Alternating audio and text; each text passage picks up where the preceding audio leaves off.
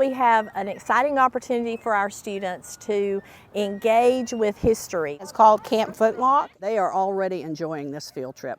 But you could also make clothing out of cotton back then, and linen. It's an on-site field trip where students can participate in activities from colonial times, learn about the American Revolution. Students learn about colonial life. They're playing 18th century colonial games.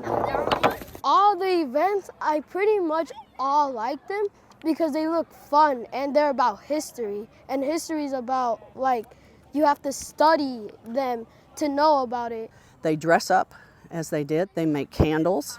They'll be making an authentic necklace.